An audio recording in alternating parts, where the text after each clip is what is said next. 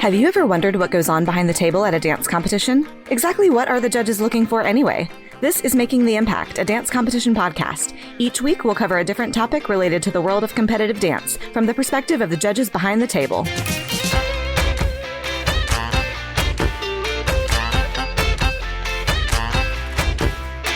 Hey, Making the Impact listeners, welcome to part 2 of our Season 7 finale episode, Judging Horror Stories, Why Treatment on Events Need an Industry-Wide Overhaul. If you listened to part 1, you heard us pull back the curtain on some of the realities of life behind the judging table.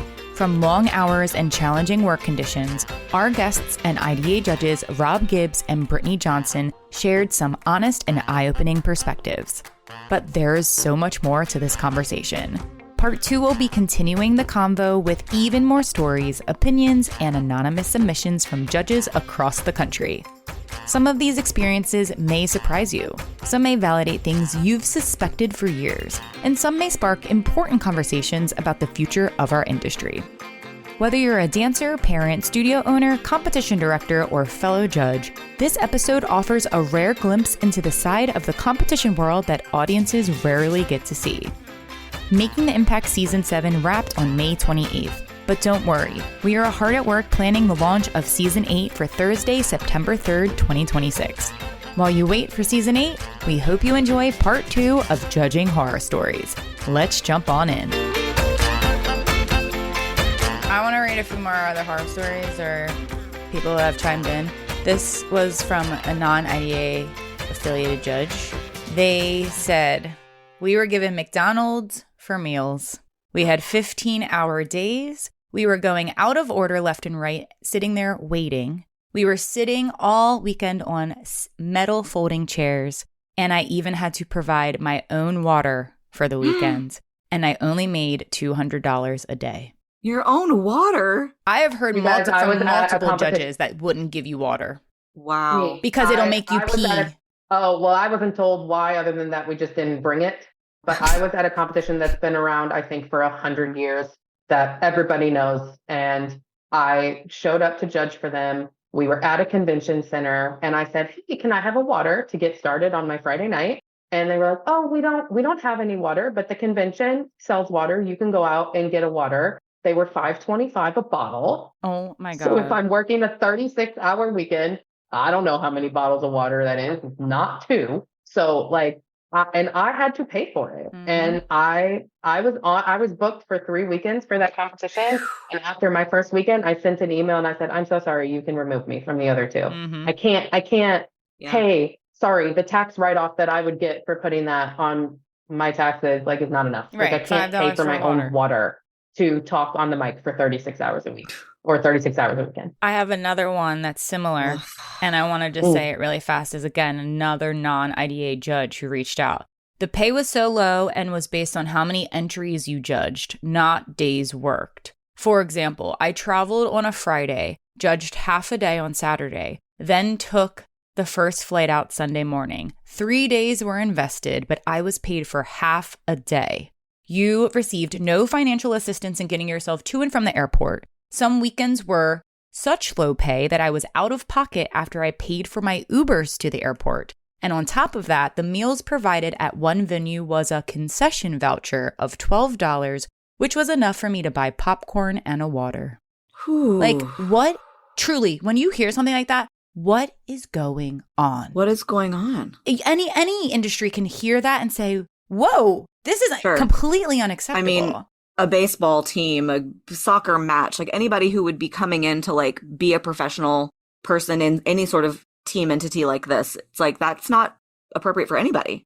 I don't know whenever I'm sure, Court, you can correct me, the being paid by entry number is helpful because it's almost always, when you get to large group production numbers, you're going to go over because of costume changes, because of scheduling issues or whatever. So then you're adding on an extra hour or 2 hours. Let's say it's a nationals and you're judging over 1,100 entries per week, but then you're working 17 hours per day for 5 days a week because nobody could get their set pieces on stage in less than 5 minutes, and then takes 20 minutes to break it down. So then you're just sitting there for days. You're just sitting for days. Right. And you thought, oh, this is going to be so easy. Our schedule is 8 to 5 every day.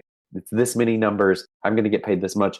And then you do walk away with that much pay, or numbers get dropped and the competitions are also trying to save a buck, and they're cutting your pay of what Brittni said that you like budgeted for from November of last year for May of this year. Yep. And you're like, well, shoot, this was on my budget scale and it's now $300 less because a production number, a full studio pulled out. It's not our fault that your customer scratched a number.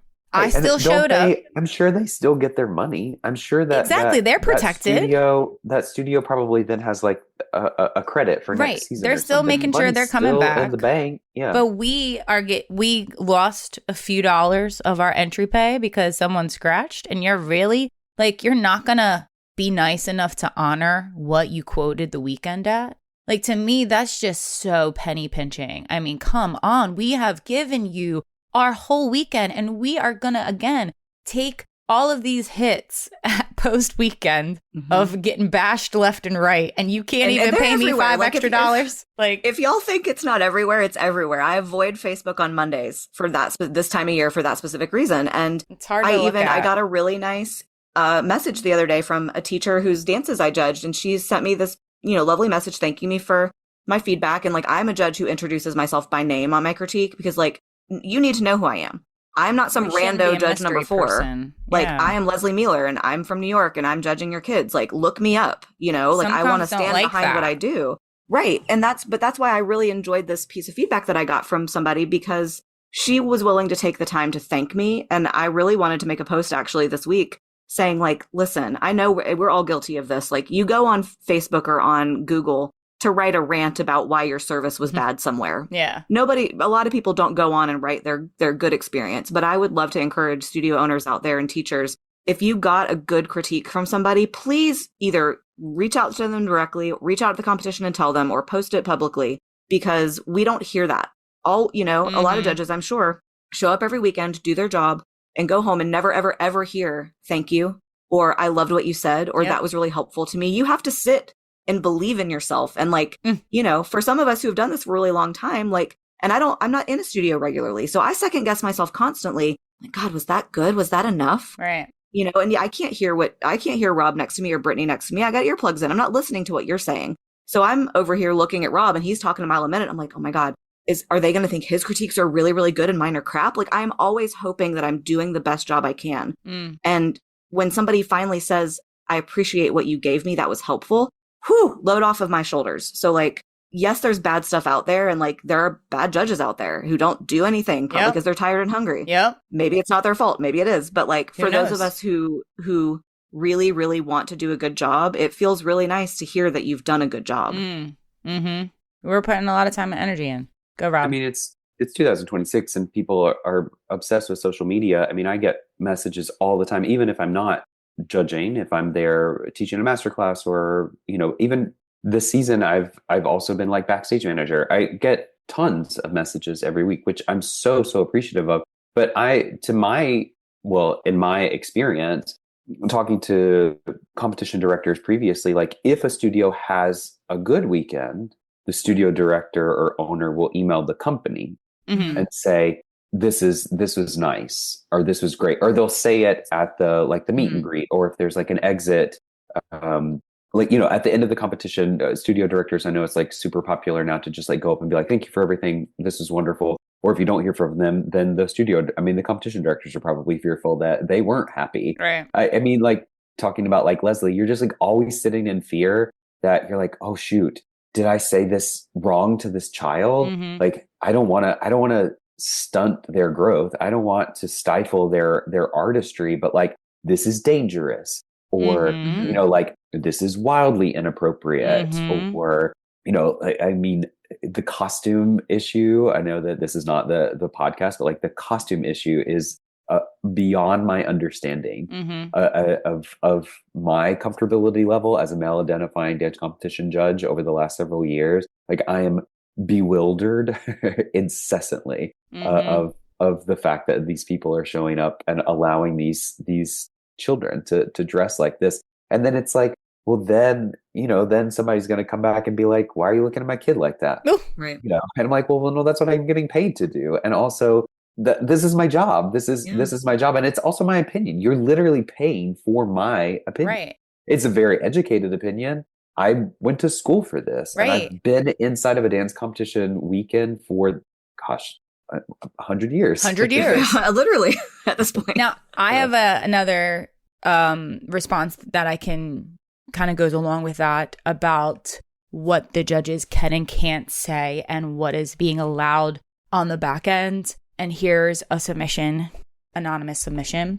It says, a beautifully choreographed number was on stage, but with an absolutely inappropriate song and movements for the age division. The judges requested to break to discuss their thoughts openly. We decided unanimously that even though the dancers were beautiful, the performance did not fall within the guidelines of age appropriateness, and therefore we decided it should be for adjudication only, not available for placements or high scores. 10 minutes later, the owner forced another break to argue with us regarding our decision. We all stood strong with our opinion. They told us we were wrong and that they would be winning overall for the division, as well as a choreography award.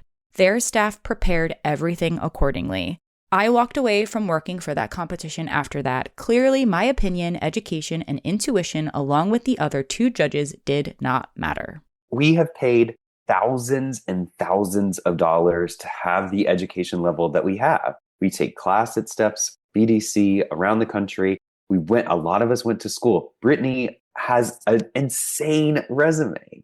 Brittni has this wonderful education, and they're paying us for that. And then you're going to tell us we can't say what we want to say. We can't remove something. There was a dance on stage, and they used a clean version of a song and edited it out curse words, but the context was still there. And then the choreography, when they bleeped out a word, they were choreographed to turn over their shoulder and say shh to the audience. And while I was critiquing, I said, I just don't know that this is appropriate ever for a child of this age, and then 45 seconds later, it was still eating inside of me while I was watching this dance. And I was like, actually, I want to go back to this. And I want to say, this is wildly inappropriate. But then you're still required to continue critiquing these darling little humans that just want to dance. They just want to, they have no idea. They're given this material. They're given this costume. It's covered in Swarovski rhinestones. And they're like, my daddy says I look glam.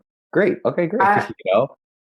To piggyback off of all of this, I can't tell you how many times I've been on the panel where choreography is a part of the score. I am scoring you a 0 out of 10 on choreography. So I have to give you a number for your choreography out of 10, but I'm not allowed to comment at all about your choreography. And you probably can't give it a 0, a 10. So sometimes on my tablet, I can only give you a 9. Right. It won't even go any farther. It won't go. I can't go any below a 9. So I have to give you a 9 or a 9.2 or a 9.9 or a 10. But I can't explain to you why I'm giving you that, because I was told by the competition director that I'm not allowed to do it. I know it's kind of industry standards. I don't know in your guys' experience, but for me, you'll sit down at the table when you come in to judge in the morning, and the director will come over and they'll say, hey, we really kind of like our scores to be within 3 to 6 points of one another. And I always kind of go, okay. And again, then I have another additional part of my job where I can't just type in my score and focus on my critiques. And if I'm outside of that 3 to 6 point range, I'm expected to change my score. And sometimes the competition director will send down a Post-it that's like, hey, number 42, you were 6 points outside. Would you like to adjust? And it's like a question. It's not even a question. It's a nudge. Hey, at least they ask. What are you going to adjust or correct? Or they don't ask at all. And I know where it comes from the director point, because I hear it from the directors all the time that they get this pushback from the studio owners that if the scores are so wide or whatever. But my pushback on that would be like, well, let's figure out why there's a wide difference. If Robb scores a 92 and I score a 98, it's Robb saw something different than I did. Right. Please listen to Robb's critiques and figure out why Robb scored a 92. Because I have confidence in Robb's ability to explain to you why he scored a 92. If he's allowed to. I have confidence if he's allowed to. And I have confidence in my ability to explain to you why I scored a 98, right? And let's please not forget that there's human beings behind the table, right? If I lost my grandfather last weekend and you did a lyrical routine about losing your grandfather, you're hitting me. You're hitting my heartstrings, because that is an experience that I just went through. And so I might forget that your lines were not fully extended because you're emotionally grabbing me. I'm not forget. What am I trying to say? Not forget. I may be a little bit more lenient at the fact that the technique is that there, because your emotional execution took me on a journey correct. Your emotional execution took me on a journey that was healing for me in that moment. And you connected with me as an artist. And that meant more to me than the fact that your big toe didn't point as hard as maybe I could have wanted it to. And on another day.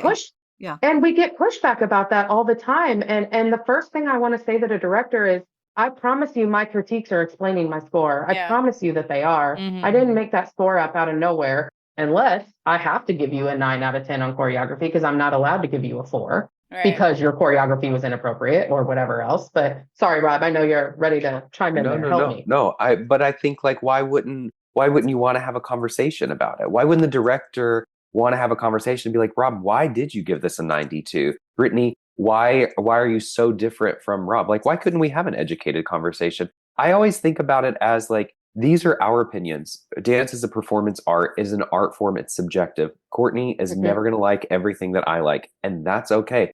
Is anybody going to the New York Times when they review a Broadway show and being like, actually, your opinion is wrong? They don't care. It's the biggest newspaper publication in the world. Why can't I also have that same artistic opinion to be like, this is not tasteful, or this is offensive, or like, I didn't lose my grandfather last weekend, so I'm not as affected as Brittni is. Right, you really are focused on that. And I really didn't like what you guys put out there. But Brittni, however, has overlying, emotions that are continuing to flood in, and it like really affected her in a wonderful way. Right. And that's okay too. That's Why wouldn't that be okay? Right. And you want your dancers to have that. Right. As an educator, I want my dancers to be able to listen to Brittni's critiques and go, you guys, here's this judge who was impacted by this routine. And let's also hear Robb, who really wants us to extend it through the back of the knees and is really helping us understand how we can do that better. And let's also listen to Courtney, who was in the middle and was able, like, you as an educator have to help support your kids, understanding that, number one, our critiques are our opinions, and they do not lower their value in any way whatsoever, whether they're walking away with double star, platinum plus, Penguin Award, or a silver. It doesn't matter. Like, the adjudication, right, is not a determination of their value as a human being. And that responsibility is on the educator in the moment to help those kids understand those critiques and go, look, we did have a wide range. And I know that that's hard to understand, but please know that you were able to impact somebody and get the score that you wanted. But there's also value. There's a value in every single critique that you're receiving and every single score that you're critiquing. Why do they have to be within 3 points of one another? That blows my mind. I don't get it. And sometimes it's not an opinion. Sometimes it's literally that I caught something. I did not. Let's put this out there. And Courtney is going to run with this, and I know she will. This season, I was at a competition, and one of the dances is clearly stolen ideas, costume, and choreography. Far be it, because it's from a studio that I used to teach at. And they did this production number several years ago. And as it was being set up on stage, I was like, this looks so familiar. What? Like, this is about to happen. Wow. So then for me, that score went way down. Right. And I said it on my critique because I'm 300 years old at this point, and I have a strong opinion. And I'm like, you you stole that. I mean, I'm not on TikTok, so I don't know any of this stuff. There was a dance that apparently a minute or more of a solo was TikTok choreography. I don't know that. So my score is different. Right. And I thought this was pretty cute. Like, I like the costume. I thought it was like a really sweet dance. I thought it was kind of stylized and in the world. And then of course afterwards I found out, I was like, oh God, okay. Right. Well, but they got that critique from those other two judges that was like, hi, this isn't your choreography. This is literally choreography that has gone viral on TikTok. Well, that's why it's important to have a panel of judges who have a wide variety of perspectives, past experiences, lived experiences, because I'm the same as you, Rob. I didn't clock that either and wouldn't have. And there's reasons why, like you said, Brittni, there is a reason. I didn't give that score willy-nilly. That score is there because I'm backing it up. Right. And if you had a conversation with me, you would understand that. And this is, I want to get to the point of that story that you told, Courtney, about the three entire judges having made a unanimous decision that this should be adjudication only. And then the director came, challenged it, and overrode that decision. And unfortunately, that happens a lot. Yep. And whether the judges know it or not. And that's the part that is difficult that, Brittni, like we were talking about at the beginning of this conversation, that sometimes leads to good judges, passionate judges, people who love what they do, stepping away from this business. Because if you as an owner of a competition are undermining my opinion that you hired, that you paid for, that you looked at my resume and decided she is worthy of being on this panel, and then you just decide to throw all that away, well, then why am I even here? It messes with your head as somebody who has spent their life doing this.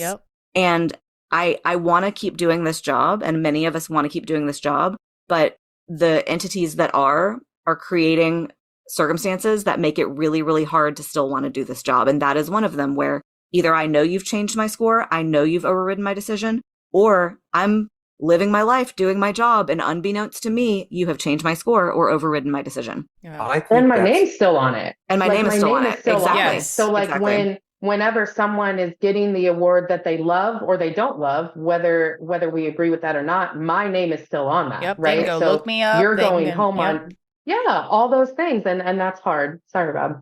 No, don't apologize. We're heating up in here. Whew. My face I think it's wild because up until this year, this comp season is the first time that in years that I've ever even been to an award ceremony and not judging. Right. And so like you have no idea as a judge most of the time what is actually being given at an award ceremony. So for you guys to say that on Monday morning, these groups that are online, I think I know what you're talking about, but I don't check any of that stuff. I don't even know that I'm connected to it anymore. But like for these parents or these studio directors to be like upset at us, sure. You know what? You can listen to my critique and you can be upset about what I have to say. That's fine. That's fine. I still am going to stand by everything that I say anyway. But what you're getting in those award ceremonies, sometimes, especially for other competitions that I haven't worked for, I would imagine, you might be getting a score, an adjudicated score, an overall placement, and a studio full of pearls from this competition that I never even knew we were giving out.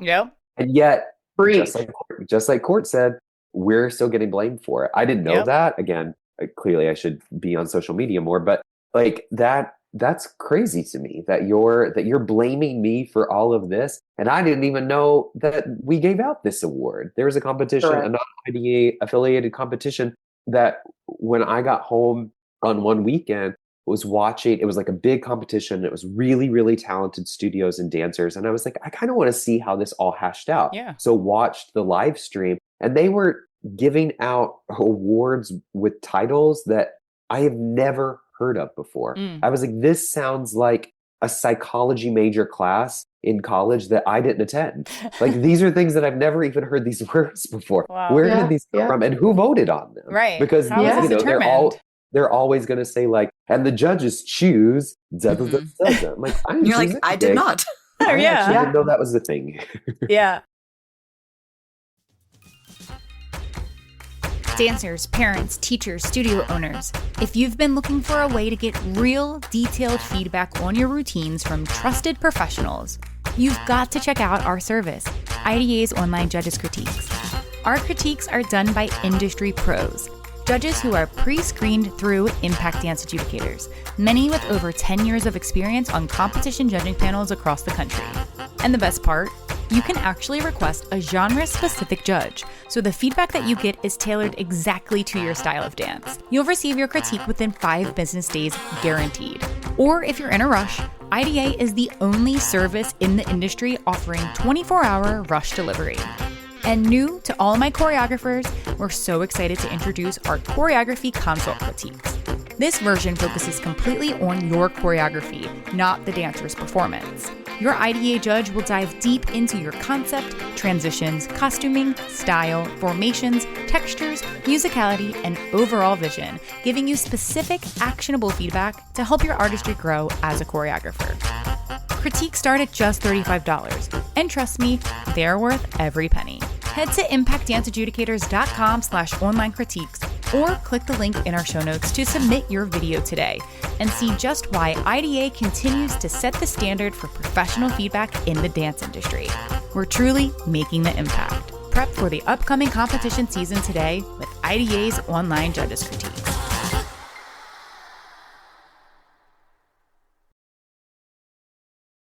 I think that, when I hear all of this, I think that what's missing currently across the board in the industry, comp owners, studio owners, parents, dancers, other teachers, is lack of respect for judges. That no one respects us anymore. Everyone thinks we're replaceable. Everyone thinks we're uneducated. Everyone thinks that we don't know what we're talking about.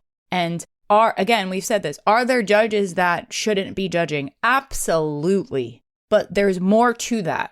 How did they get that job? Why did they accept that job? Yep. And there's more to it. Is it because they're inexperienced? Is it because that a seasoned judge wouldn't accept that pay rate? Is it because the working conditions are awful and they don't know any different? Is it because they were local and they're friends with the owner and they just filled in last minute? You don't know how they got that job because every competition's going to say, we have experienced judges. We have qualified judges. But are they? Because what else are they going to say? Yeah, they're not going to say we went to a local college and somebody from the dance major program had a weekend free and we brought them on. Or they were a backstage runner and the dance competition judge, got a stomach virus and they're like, well, crap, we have to fill in. Of course, there's always, there's things. But that happen. Courtney, can I throw a wrench into that and say, as well, then, what about the fact that the judges are now I've lost because I got so heated for a second. No, the wrench. I want to hear the wrench. I know. Find the wrench. Oh, geez. Now there's peer pressure inside of this as well. Keep going. I'm going to come back to it. I have one too. I'm going to throw myself under the bus for a second. I have judged competitions where I have judged vocal performances.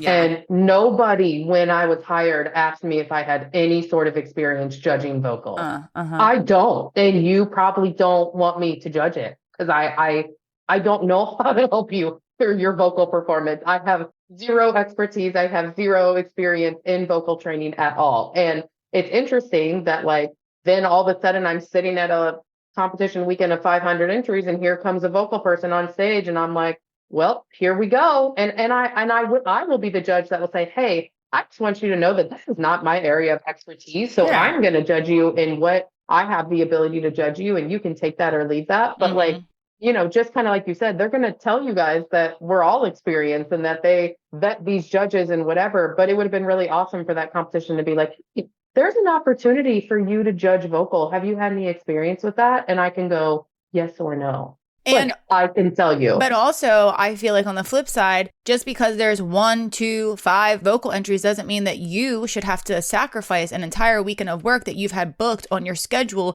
for 5 months because 5 vocal entries came into the mix when you've been put onto that event. And now if they go, ooh, you're not qualified, sorry, we're going to have to replace you. We're going to put you on another weekend that's less pay, that's whatever. So there has to, we have to meet in the middle somewhere that sometimes, we're not. I think the expectation for judges is getting too out of control.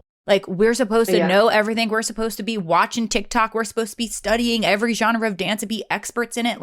come on, maybe we need to prioritize. It's not a reality. And you're going to try to feed me a Subway sandwich with some mayonnaise on it? Right. Like, we need to like think about it's a reality. Yeah, like it's I don't know unrealistic. It's unrealistic. I've never met a judge that is an expert in point and tap and clogging and vocal and hip hop and lyrical and contemporary and modern. No. And folkloric. Because also what is open? Open is what is open. How do you be an expert in open? I don't know, because you don't know what you're getting, right? So I've never met a judge that is an expert in all of those genres. Right. Never. Well, and one of the things, Rob, did you find your wrench? I got my wrench. Okay, give the wrench, and then I have a point.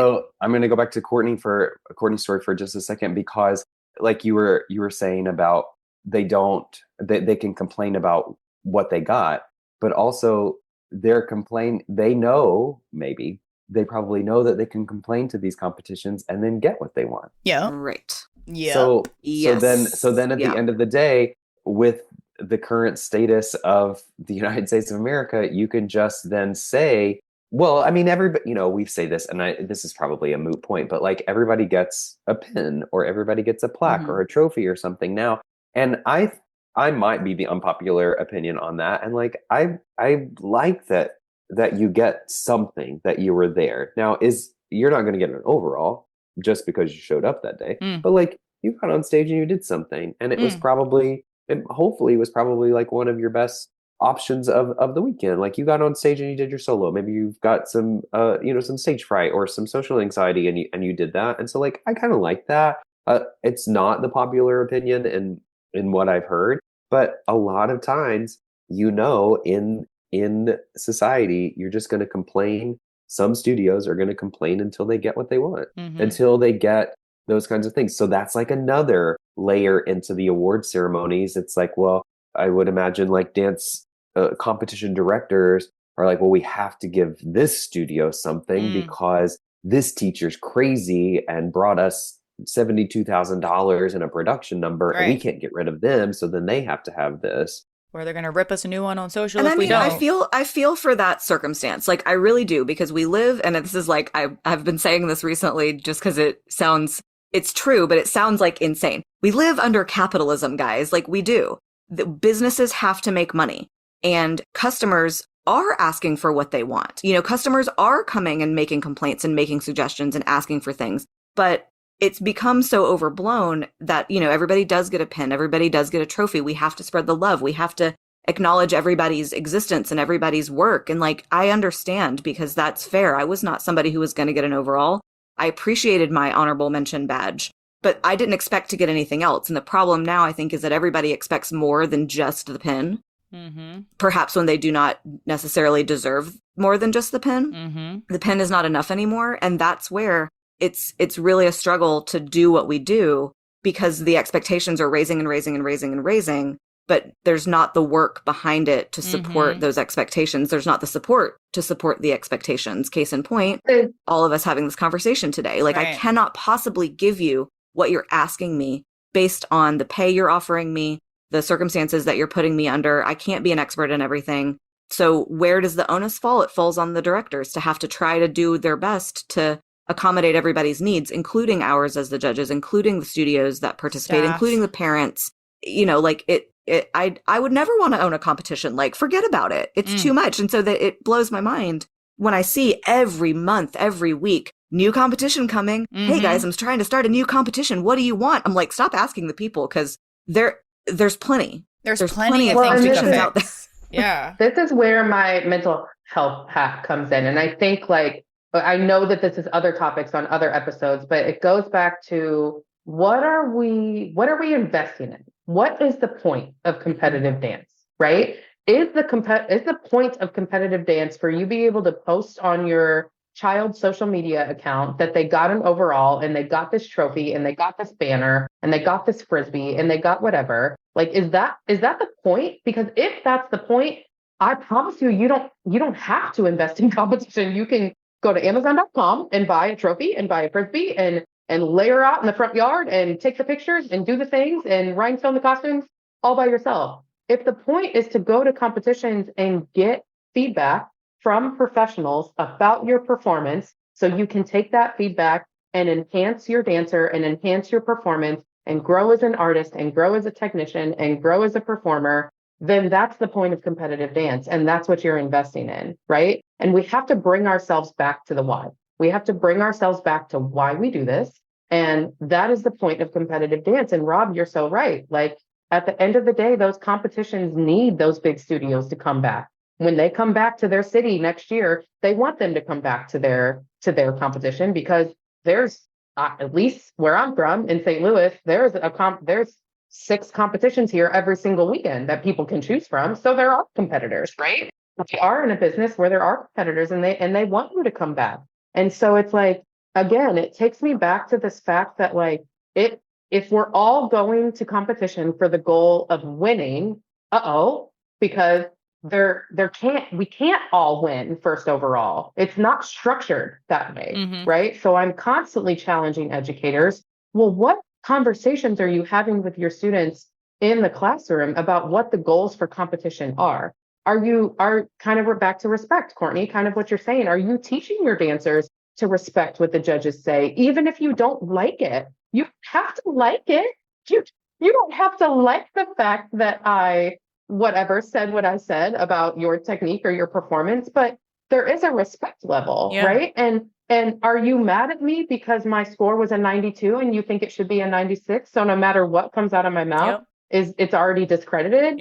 Well, then we're not teaching the right things, and we're not doing competitive dance for the right reasons, and we're not, I don't know. So it takes me back to the deeper why, and that's why I'm so passionate about fostering the relationship with dance, because it's going to ruin your relationship with dance if what you're getting out of the competition weekend is based on what adjudication you're walking away with, or based off whatever score that you have set in your mind that you think we should be giving you. Right. It's gonna really, really hurt your relationship with dance and yourself and the value that you have within yourself. I mean, I've heard so many times that studio owners don't even allow for their critiques from competitions to be heard by people. So it's just falling on deaf ears. It's actually not falling on any ears. I mean, we just talked into the void. Right. To kind of go off of that, Brittni, is like, could be ruining someone's like understanding of reality. I mean, this was years and years ago that I judged a nationals competition. The next season, one of the choreographers, studio owners that I judged their work at nationals was on the panel with me and told me because I didn't let her senior dancer win that she quit dancing. And it was your fault? Wow. You didn't let her. It was the panel's fault that because this dancer didn't win, she quit dance altogether. And just like what you're saying, like that's not my job. No. I have left studios before because they have teachers that are screaming in the big studio in the back. I want trophies. I want confetti. I want the banner to hang on the wall, like studio directors leaving blank spaces for this year's nationals, like banner or whatever. Like, what about just being able to be content with what you put on the stage? I always used to tell my students, actually at that studio, that I didn't care what they did on stage. I surely didn't care what they won, because I already have my resume. I don't need to say that my senior soloist won, top advanced solo at this dance competition. What I want them to do is to feel artistically fulfilled and to feel like I've been working on sustaining a releve for this part of my dance, or I've been having a hard time connecting to this lyric in the song and a judge commented on it. So your job is done. If you can lay your head down on your pillow at night, choreographers, students, directors, then if you can lay your head down on your pillow at night and be happy about what you put out there, that should be enough. Is that real in the whole world? No, of course not. But like at a dance competition, like that's what I tell students that I used to teach. But then I've also got, somebody screaming in another studio of that. It's unrealistic expectations and it's unnecessary. What do you need that for? What are you screaming at these kids for? Why not just say, I really hope you do a great job this weekend and that you feel proud of yourself. If you win, great. If you don't win, we're going to work harder for the next one. This is anything that we haven't already discussed. Well, and I think that's why it starts in the training. right? It starts in the training for us to be able to do the job that you hired us to do, right? Yeah. It's not just on the competition director. It is every single person, every single adult that comes in contact with that dancer. It's the parent. What questions are you asking your dancer when they come home from competition? What questions did grandma ask about the competition this weekend? Was it, well, how did you place? Or is it like, how did you feel? Or, what goals did you accomplish? Right. And all of those go into the conversation we're having about judges and how we do the job that we do, because we're unable to do the job sometimes that you're hired to do because of the pushback, right? Or because we have competition directors, kind of like you were saying, Lesley, or we all were saying, that like feel this pressure to make everybody so unbelievably happy that it takes away our ability to do our job if scores are ultimately made up, right? Well, and it's situations like that give this industry a very bad name. That's when people think about dance competitions, if they're out of the loop or if they, don't really know about it. I've heard so many times, well, those scores don't even matter, or surely they're made up, or, it's all rigged. Like you hear those thoughts and those, things come out all the time. And it's like, well, sometimes they're not. I have worked for plenty of places who don't even touch my score. They don't look at it as far as I know. And I feel pretty confident in some of these places. Yep. So yeah, a lot of times, nope, it is what it is. And here we go. The chips fell where they were. Trust us. But and like, sadly, it's like, once you know, you can't unknow. Like once I've seen behind the curtain, now I know. And now I know there are places that do these things, for the good of their business. They think it's for the good of their business, to make everybody happy, to adjust scores, to move things around. And I just don't like it. And it makes me uncomfortable. And then it just perpetuates that this is not a realistic industry. This is not an honest industry. And then then we're talking about putting some of these kids out into the professional world. Unrealistic expectations. There's just unrealistic expectations. If I've said to you over and over again, if I've given you a score that says you win, you're the best, I've given you no helpful feedback to make you better, and then you go into a situation where you're not the best, truly, and you don't even have any tools to try to get better. You just have resentment that, well, they told me I was the best last weekend. Why am I not the best now? Well, if you had listened to my critique, I could have told you. But if nobody's letting you listen to that critique, or if we're not allowed to speak our mind on the critique. Yeah. Right. Or you could be the best if you went to an audition. If a competition student went to their first audition in New York City, they might be the best dancer in the room, but the casting directors didn't need a 5'9", female identifying blonde dancer that has really high demi points. They needed a 5'2" dancer with curly hair. Right. Why can't you also tell your students that sometimes it has nothing to do with what you're doing in the room. Those are false expectations. Like, if you're winning a dance competition does not mean that you're also going to be working on Broadway. You might do that, but I don't sit on the panel to make sure you win. I sit on the panel to try to inspire you to keep doing dance if dance makes you feel good about you and dance brings joy to your heart. That's why I sit on that panel, right? And if I'm not allowed to give you the score and help you through your routine and help you enhance your routine in my best professional opinion, with my personal experiences and with world experiences and all of these things, if I'm not allowed to do that organically, or I'm not valued, or I'm not made to feel like my organic approach is valued, man, we're really doing a disservice out here is what's happening. Yeah. Y'all, this was such a fantastic chat. And I know that we could sit here and talk for 5 more hours about the industry as a whole and our experiences, and even just sharing more anonymous submissions from fellow judges out there about their experiences. But I think that it's been a really valid and important conversation, and what a way to end season 7 of Making the Impact. I hope that the right people are listening to this episode. I hope that as we're heading into competition season selection for next year, we're considering how to make adjustments, who we're choosing to give business to, what kind of questions we're asking, all of the things that we talked about. Keep that in the back of your mind, and not just picking competitions that you've had the best experiences at, but have never asked these types of questions of what's actually going on behind the scenes, what's your treatment like, and even talk to other people who have worked for those competitions. because the director is going to probably tell you what you want to hear. Let's be real. But sometimes it's really helpful to get a more realistic view when speaking to others who have worked for the companies, because the dance world is small, y'all, and a lot of us all know the same people. I'm sure you can find somebody and you can get an idea as to, hey, this is the competition that I want to invest my money in because they have the right morals, the right ethics, the integrity in the industry that I am looking for, and that's who I want to support.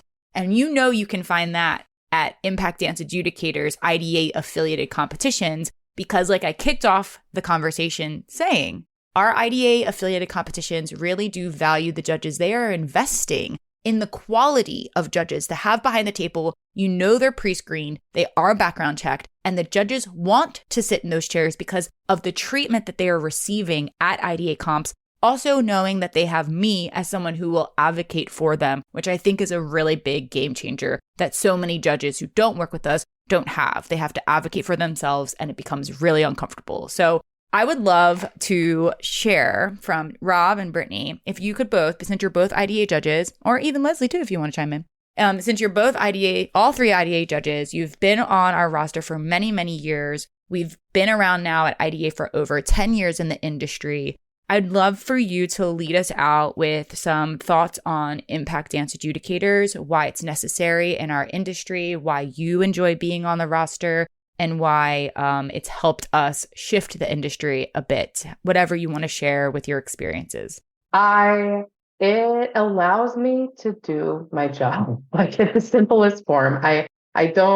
I appreciate so much the advocacy that I get with IDA. So I don't have to worry about travel. I don't have to worry about sleep. I don't have to worry about food. I don't have to worry about my basic needs being taken care of. So all I have to focus on is showing up and giving my best, wholeheartedly invested heart and mind to these dancers on the stage, because that's why I do it. And I get so unbelievably inspired being able to travel around this nation and get to see dances from East Coast and the West Coast and the North and the South, because dance looks different in different regions. And I get to be able to go and be inspired by teachers and choreographers and educators and dancers all over the place that help me become a better educator and help me become a better choreographer and help me become a better teacher. And so it is a reciprocal relationship. Judging really does feel good to me. And so when I have IDA behind my back that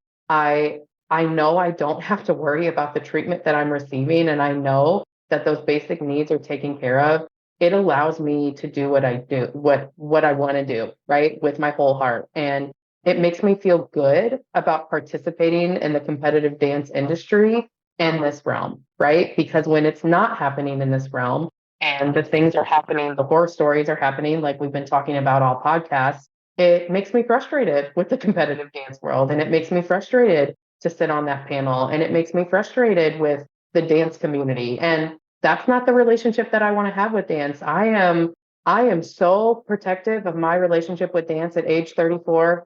I have the best relationship with dance now than I've ever had in my entire life. And I don't get to go on stage anymore. And I don't get to stand in the overall lineup anymore. And no one's handing me trophies. Like, I don't get a trophy at the end of my weekend. Like, that's not what's bringing me joy anymore. And I'm really, really protective of that relationship. So I'm really, really protective of the companies that I choose to work for, so I can have the experience that brings me joy and brings me fulfillment. And IDA allows me to do that. That was beautiful. That was so sweet. I love that one. So good.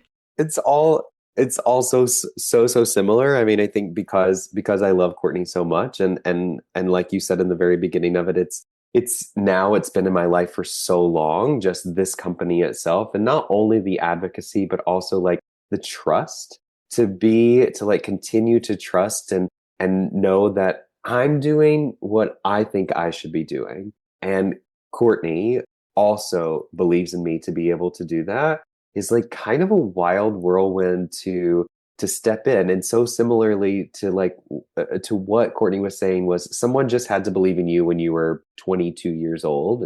And that happened for me as well. At that time, I didn't know that I should be asking for these things.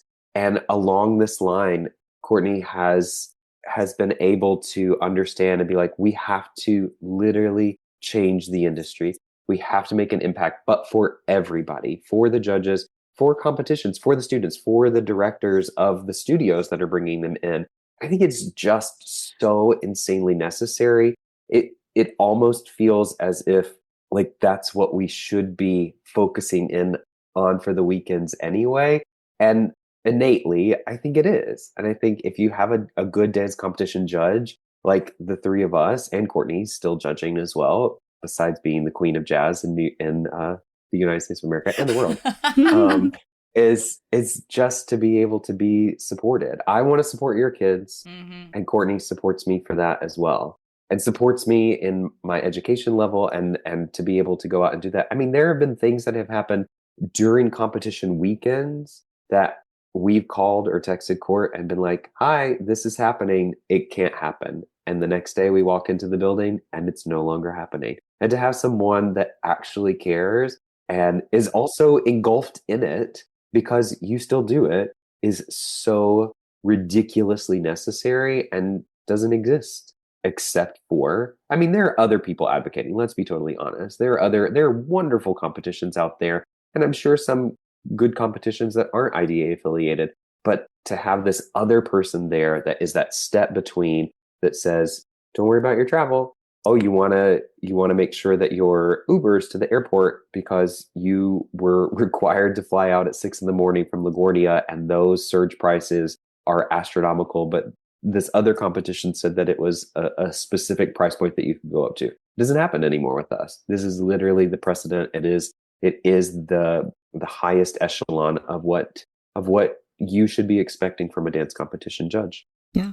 I think on the other side of it, for the competitions, like, IDA has changed the game for judges, 100%. There's everything you guys all just said, there's so many perks to being an IDA judge. You have standards that and consistency that you can expect when you work for an IDA affiliated competition. You have Courtney as the advocate behind you every time, backing you up, backing up your needs if anything comes up. And, that's because these IDA affiliated competitions oftentimes are smaller.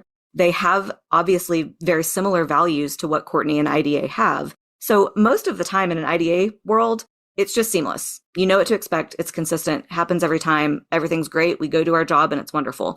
But, there are times where you're like, oh, this venue, this hotel, this thing. And that you can ask that question and have, even while she's working on her weekend, she's on her break. She's not having a break and hanging out. She is texting back. She is calling another venue. She's calling somebody to make sure your problem is taken care of. But I think on the other side of it, when it comes to the competitions and their needs, IDA affiliated competitions use IDA for similar reasons. They can call up Courtney and say, I need somebody last minute. Well, she has 150 of us to reach out to. She has dedicated specialty judges who could sit here all day and talk about tap only, sit here all day and talk about hip hop only. And so if you need that person on your panel, if you're a competition who is really cognizant of casting your panel appropriately for each weekend, you can go to her and find somebody. And they're going to be background checked. They're going to be vetted. They're going to be pre-screened. And I've been on the other side of that for years as well, helping with pre-screens, helping with vetting, looking through their social media. Like, we dive deep on these submissions. It is not just a blanket, oh, you have a resume, done. Nope. I'm looking at who you are, where you have come from. We're asking recommendations. We're looking through your background because we have to be able to stand up for you if something does happen to go wrong. We need to be able to back you up and say, no, this person has A, B, and C credentials, and that's what competitions can expect from an IDA judge. So I think that is a huge benefit as well. Just the values aligning on all fronts is really something beneficial that I wish more competitions would take advantage of.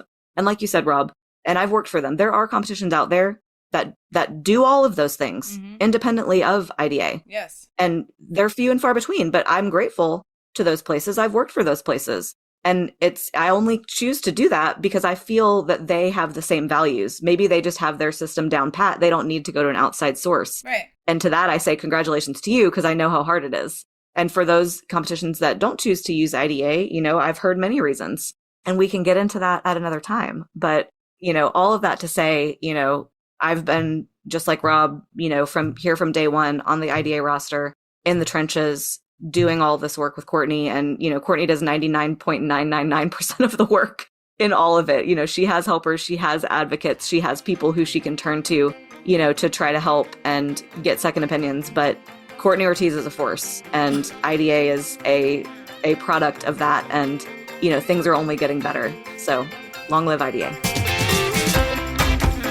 We hope you enjoyed part 2 of our season 7 finale episode, Judging Horror Stories. Huge shout out to all of the judges around the country who submitted anonymous responses and helped contribute to this episode. We'd also like to thank IDA judges and dance professionals Brittni Johnson and Robb Gibbs for joining us as guests on this chat. Don't forget to follow them on Instagram. You can find Robb at robb.gibbs and Brittni at being_Brittni. Also, check out Brittni's mental health therapy practice, Empowered Movement, specializing in treating dancers, competitive athletes, and individuals healing from trauma. To learn more about their virtual counseling or in-person workshops, visit their website at empoweredmovement.com/workshops. Don't forget to follow Making the Impact on Apple Podcasts, Spotify, Amazon Podcasts, and pretty much everywhere you listen to podcasts. And if you want more exclusive episodes, support our podcast by joining our Platinum Premium membership for only $5 a month. Subscribers receive free Making the Impact stickers, shout-outs live on the air, ad-free listening, and exclusive access to our Q&A episodes for members only.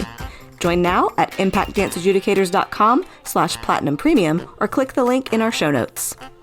Season 8 of Making the Impact, a dance competition podcast, is officially launching on Thursday, September 3rd, 2026. Stay tuned for some new updates, topics, and guests joining us for some more inspiring and necessary chats all about the competitive dance world. If you have a topic idea during our summer months, shoot us a DM or email for consideration. Wishing all of our dance families and friends around the world a wonderful summer, and we will see you in Season 8.